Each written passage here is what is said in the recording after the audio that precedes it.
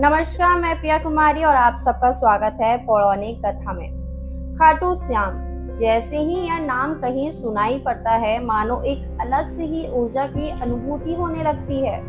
आखिर क्यों और क्या है इस नाम के पीछे का सच? कहानी है महाबली भीम के पौत्र और घटोत्कच के पुत्र बर्बरिक की, जो बचपन से ही अद्भुत वीर थे और उनकी मां मोरवी ने उन्हें युद्ध में केवल धर्म का साथ देने की ही शिक्षा दी थी।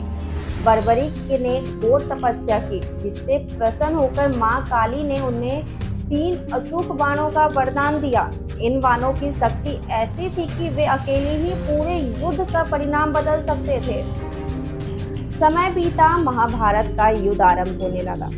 बर्बरिक ने प्रतिज्ञा ली थी कि वह युद्ध में सबसे कमजोर पक्ष का ही साथ देंगे, परंतु यदि वह युद्ध में उतरते तो पल भर में ही पूरी सेना नष्ट हो सकती थी और युद्ध का संतुलन बिगड़ सकता था। यह जानकर भगवान श्री कृष्ण एक ब्राह्मण के वेश में बर्बरिक के पास पहुंचे और उनसे दान में उनका शीश मांग लिया। बर्बरिक ने बिना एक क्षण सोचे हंसते हंसते अपना सिर दान कर दिया। बर्बरिक की अंतिम इच्छा थी कि वह पूरा युद्ध देखे। श्री कृष्ण ने उनका शीश युद्ध भूमि के ऊपर स्थापित कर दिया ताकि वे पूरा महाभारत का युद्ध देख सके। युद्ध समाप्त होने के बाद जब श्री कृष्ण ने पूछा, युद्ध में किसने जीता, तो बर्बरिक ने कहा, युद्ध आपने जीता प्रभु, क्योंकि हर ओर मुझे केवल आपका सुदर्शन चक्र ही घूमता दिखाई दिया। बर्बरिक के इस युद्ध बलिदान से प्रसन्न होकर श्री कृष्ण ने उन्हें वरदान दिया, कलयुग में तुम मेरे नाम से पूजे जाओगे। और तभी से बर्बरिक श्याम बाबा कहलाए।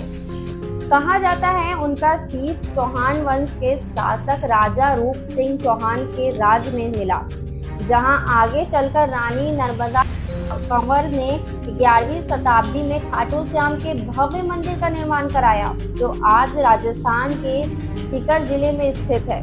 आज भी लाखों श्रद्धालु उन्हें हारे का सहारा श्याम हमारा कहकर पुकारते हैं।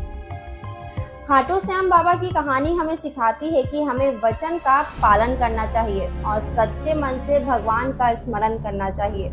उनकी महिमा अपरंपार है और वे अपने भक्तों के सदैव साथ रहते हैं।